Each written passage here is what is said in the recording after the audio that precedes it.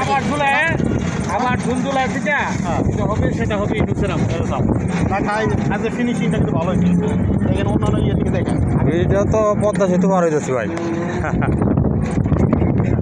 ঝুলঝুলায় আমার যেতে হবে আপনি অনেক চিন্তা করছেন আমার